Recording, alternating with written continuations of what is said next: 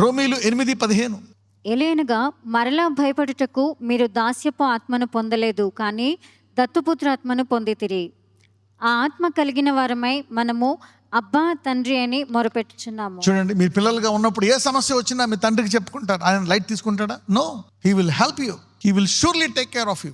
మనకిచ్చినటువంటి పరిశుద్ధాత్మకు అనేక పేర్లు ఉన్నాయి. మొదటగా చూస్తే ఆదరణకర్త అంట. ఇంకొక పేరు ఉంది పరిశుద్ధానికి, హీఈస్ ఎ గుడ్ రబ్బీ, మంచి బోధకుడు. మనల్ని ఏం చేస్తాడంట? సర్వసత్యంలోనికి నడిపిస్తాడు. He's a teacher, he's a preacher. ఇంకా చూస్తే ఇక్కడ ఆయనకి ఇంకొక మాట ఉంది. ఏ ఆత్మ అంట?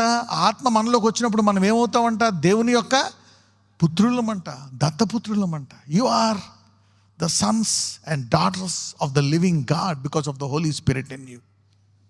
అందుకే మీరు తండ్రి అంటే ఎంతమంది ప్రార్థన చేస్తారు తండ్రి అని? ఎస్, హీఈస్ యువర్ ఫాదర్ అనమాట. So whenever you go to your father, God hears and God says, my son, my daughter. నువ్వేం కంగారు పడక, వీటి గుండా నువ్వు బయటకు వచ్చేస్తావు. ఆ ఐసీయూ నుండి, హాస్పిటల్ నుండి, ఆ వేదన నుండి, ఆ బాధ నుండి నువ్వు బయటకు వచ్చేస్తావు. God will encourage you to come out. ఎందుకంటే ఫియర్ ఈజ్ ఎన్ ఎనిమీ. అది ఒకవేళ మనలో ఏ విషయంలో అయినా మనము అన్ని విషయాల్లో, అన్ని శ్రమల్లో, కష్టాల్లో భయం రావడం అనేది సహజం, రావాలా. ఒకవేళ భయపడితే లోపల ఏ ఆత్మ ఉన్నట్టంట? దాస్యపు ఆత్మ. అంటే మనం దాసుడు. చూడండి, దాసుడు యజమాని. మీరు చూడండి, మీరు ప్రేయర్లో కొన్నాటిలో టైం పాటించరు. అఫ్కోర్స్ కొంతమంది అయితే పాటిస్తారు, కొంతమంది ఇంకా ముందు వచ్చేస్తారు. అదే మీకు జాబ్ ఉంది, ఉదయం 10 గంటలకు వెళ్ళాలి. ఎప్పుడైనా 11:12కి వెళ్ళారా మీరు? వెళ్ళరు. ఒకవేళ వెళ్తున్నారంటే ముందే పర్మిషన్ తీసుకుంటారు, ముందే చెప్తారు. సరే, 2వ రోజు అలాగే వెళ్తారా? 3వ రోజు నేను అలాగే వస్తానంటే నువ్వు అలాగే రాక అంటాడు. ఎందుకు? నువ్వు ఎందుకు వెళ్తావు ఆన్ టైంకి? భయం. దాస్యపు ఆత్మ అంట. ఈరోజు మీ దాస్యపు ఆత్మలన్నీ దత్పుత్రాత్మలుగా మారునుగాక. అంటే ఏంటి? పరిశుద్ధాత్ముడే ఉన్నాడు, కానీ మనలో భయము, మనలో ఉండే ఆత్మను ఏ ఆత్మగా చూపిస్తుంది? దాస్యపు ఆత్మగా చూపిస్తుంది, బికాస్ ఆఫ్ ద ఫియర్. అందుకే దేవుడు నీవు భయంలో ఉన్నప్పుడు, బాధకాలంలో ఉన్నప్పుడు, కష్టాల్లో ఉన్నప్పుడు, ఆపత్కాలమందు యెహోవాకి ఏం చేస్తాడంట? దావీదు మొరపెడతాడంట. ఈ శ్రమలు నీకేం చెప్తున్నాయంటే, నువ్వు ఇంకా మొరపెట్టు, నా దగ్గర నుంచి తీసుకో వాగ్దానాలు, మాటలు తీసుకో, ముందు జరగబోయే విషయాల్ని నమ్ము, నేను నీతో ఉంటాను, ఇలాగా నేను నిన్ను తెలుసుకుంటాను, నువ్వు నన్ను తెలుసుకుంటావు అంటాడు దేవుడు. చూడండి, ఆ శ్రమ గుండా వెళ్ళబట్టే ఆ భక్తులు అలా రాశాడు. అందుకనే ఎప్పుడైతే నువ్వు ఒక బాధ కలిగి అలా మాట్లాడతావో, దేవుడు నీతో మాట్లాడి ప్రస్తుతం ఉండే బాధను తీసివేస్తాడు. ఇందులో కూడా there are levels.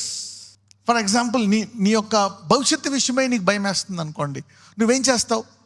It begins with everyday prayer. Everyday, ఒక్కొక్కసారి అనుదినము మనకి ఏదో ఒక బాధ, ఏదో ఒక శ్రమ వెంటాడుతూ ఉంటుంది. Everyday fears. కాబట్టి అనుదినం మనం ప్రార్థించి జయిస్తూ ఉంటాం. అదే నువ్వు కొంతకాలము దాన్ని అలవాటు చేసుకున్నావు అనుకోండి, దేవుడు దాన్ని చూసి ఇష్టపడి ఒక్కొక్కసారి నీకు నీ జీవితకాల వాగ్దానాలు ఇస్తాడు. అది అందరికీ ఇవ్వడు.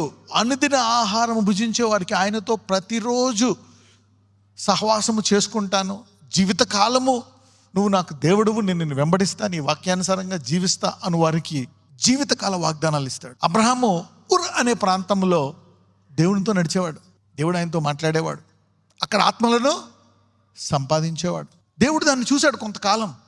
అబ్రహాముని చూసి అబ్రహాముని పిలిచాడు, రా, నేను నిన్ను ఆశీర్వదిస్తాను, నీ ద్వారా అనేకులు ఆశీర్వదించబడతారు, నిన్ను ఆశీర్వదించగా నీవు అనేకులకు ఆశీర్వాదం అవుతావు. God is giving him some powerful blessing.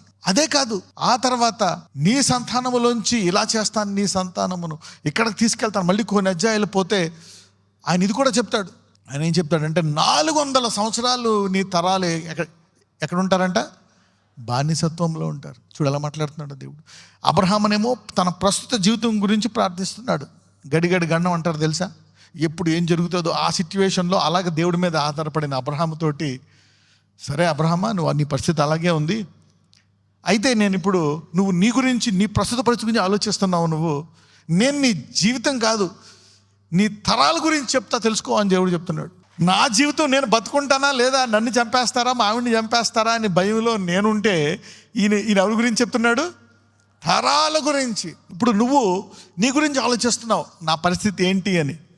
ఇక్కడ దేవుడు మాట్లాడే విధానం చూడండి. ఇలా రెగ్యులర్గా, ఎందుకు సంఘం అంటే ఆయనకి ఇష్టం అంటే regularity. Church is a regularity. ఆదికాండం 17:13. ఆయన నీ సంతతి వారు తమది కాని పరదేశమందు నివసించి ఆ దేశపు వారికి దాసులుగా నుందురు. వారు 400 ఏండ్లు వీరిని శ్రమ పెట్టుదురు. వీరు ఎవరికి దాసులవుదురో ఆ జనమునకు నేనే తీర్పు తీర్చుదును. తరువాత వారు మిక్కిలి ఆస్తితో బయలుదేరి వచ్చెదరు. ఆ తర్వాత ఎలాగొస్తారంట? దేవుడు ఎలాగైనా ఫైనల్ గా నిన్ను ఇలా ఆశీర్వదిస్తాడు. దేవుడు ఎలా మాట్లాడుతున్నాడు చూడండి అబ్రహాం తోటి. ఈ రోజు నువ్వు ప్రస్తుత శ్రమ గురించి మాట్లాడుతున్నావేమో, దేవుడు నీకు చెప్తున్నాడు నీ జీవితకాల శ్రమలే కాదు, నీ పిల్లల శ్రమలు కూడా నేను చూసుకుంటానని దేవుడు. You are worried about your problem now. నేను బతుకుతానా చనిపోతానా అనే గండంలో నీవు ఉన్నావేమో, but God is talking your children's 400 years. You can go through the shadow. అక్కడ దావీదు వెళ్ళి అక్కడ లోపల భయపడి బయటకు వచ్చాడు. నువ్వు అలా కూడా చేసి విజయవంతంగా వెళ్ళొచ్చు, విజయవంతంగా బయటకు రావచ్చు. But it requires a very heavy price of prayer to pay. So పిరికితనము గల ఆత్మని ఇయలేదంట. So God will always encourage you to fight your fears. కాబట్టి దేవుడు ఎప్పుడు కూడా నీ భయాలను అధిగమించాలని కోరుకుంటాడు. Psalm 89, 1-5. యెహోవా యొక్క కృపాతిశయమును నిత్యము నేను కీర్తించెదను. తరతరములకు నీ విశ్వాస్యతను నా నోటితో తెలియజేసేదను. నిత్యము స్థాపింపబడుననియు ఆకాశమందే నీ విశ్వాస్యతను స్థిరపరచుకొందువనియు నేను అనుకొనుచున్నాను. నేను ఏర్పరచుకున్న వానితో నిబంధన చేసి ఉన్నాను. నిత్యము నీ సంతానమును స్థిరపరచెదను. ఒక వ్యక్తి యేసును అంగీకరిస్తే ఒక నిబంధన జరుగుతుందంట. ఎంతమంది దావీదు దేవుని కలిగి ఉన్నారు? ఎంతమంది అబ్రహాము దేవుని కలిగి ఉన్నారు? ఎందుకు తెలుసా? దేవుడు ఒక మనిషిని పట్టుకొని నేను ఆయన దేవుడిని అని చెప్పుకోవాల్సిన వస్తుంది. మరి ఈ భూమి మీద ఆయన అలాగే చేస్తాను. దేవుడు నువ్వు డైరెక్ట్గా జీసస్ అని దానికంటే ఒక మనిషి దేవుడిని చెప్పుకోవడంలో ఇష్టపడతాడు. ఎందుకో తెలుసా? కరెక్టే, ఇది వాక్యం జరుగుతుందో జరగదో అనుమానాలు కొన్ని ఉంటాయి స్టార్టింగ్లో. విశ్వాసంలోకి వస్తే అది వేరే సంగతి. కానీ ఒక వ్యక్తిని చూస్తే ఈ వ్యక్తిని చేసినట్టు నన్ను చేస్తాడని, అందుకనే ఆ వ్యక్తి నేను అబ్రహాము దేవుణ్ణి, ఇస్సాకు దేవుణ్ణి, యాకోబు దేవుణ్ణి అని చెప్పుకుంటాడు. దావీదు జీవితంలో చేసి అందుకే నేను దావీదు యొక్క దేవుడను అంటాడు. You see now this is why. అందుకే అప్పుడప్పుడు నీ పేరు పెట్టి నీ దేవుడు అని అనడం కూడా ఇంపార్టెంటే. Jesus wants to know you by your God. అంటే నీకు భయం వస్తుందా రాదా? వస్తుంది. The glory will come to you. నువ్వు తగ్గించుకుంటూ ఉండాలి, ఆ దేహాన్ని కొట్టుకుంటూ ఉండాలి పౌల్లాగా. నిత్యము సంతానాన్ని స్థిరపరుస్తాడంటే చూసారా రక్షణ ఎంత గొప్పదో. రక్షణ నిత్యము అంటే తరతరాల పాటు స్థిరపరచేటువంటి కృప యేసుని తెలుసుకుంటే వస్తుందంట నీ జీవితంలో. అంటే you don't need to think about all your children on this year, okay, but you need to know what God is doing. ఇంకా జరుగుతుందా లేదా? బైబిల్లో ఎప్పుడో చెప్పింది 4,000 సంవత్సరాల క్రితం చెప్పింది పనిచేస్తుందా లేదా? గ్రద్ద రెక్కల కింద కాపాడుతూనే ఉన్నాడా లేదా? He still protecting Israel under the wings of eagle. The same God ఈరోజు అదే అబ్రహాము నమ్ముకున్నాడు, నువ్వు నమ్ముకున్నావు, నీకు అబ్రహాంకి తేడా లేదు. నిన్ను అలాగే బ్లెస్ చేస్తాడు. God's going to bless you, take care of you, release you. You see how God still takes care of his people. 4,000 సంవత్సరాల తర్వాత కూడా దేవుడు తన వాగ్దానానికి టైమింగ్ పెట్టుకుంటున్నాడు. వీటన్నిటి అందు మనకి ఏమి ఇచ్చాడంట? అత్యధిక. yes given you. You say how God is going to do. Talk to your neighbor and say యేసుని తెలుసుకోవడం వల్ల ఎన్ని లాభాలా అన్నాడు. యాజ్ ద ఎర్త్ అండ్, ఎందుకంటే భూలోకం అయింది, ఆ భూమి ఉండే వరకు నీ సంతానాన్ని ఆయన చూసుకుంటూ ఉంటాడు. You see how God is protecting. అలాగే ఇప్పుడు అపవాది కూడా యేసుని ఎరిగిన ఒక్క విశ్వాసం కూడా ఉండకూడదు. బైబిల్ చదవకూడదు, ప్రార్థన చేయకూడదు, ముందుకు వెళ్ళకూడదు. ఏదో ఒకటి జరగాల, వాళ్ళకి ఇబ్బంది పడాలా అని వాడు మీ మీద పగబెట్టుకుంటున్నాడు. ఈ దేవుడి నుంచి నేను తప్పించి ఇప్పుడు చెప్పండి, అన్నిటికంటే ముఖ్యముగా నీ పిల్లలకి నువ్వు ఇవ్వాల్సింది ఏమి ఇవ్వాలా? విశ్వాసం. యేసు రక్షకుడు అని అతను అంగీకరించి అది గొప్ప మేలు నీవు నీ పిల్లలకు చేసేది.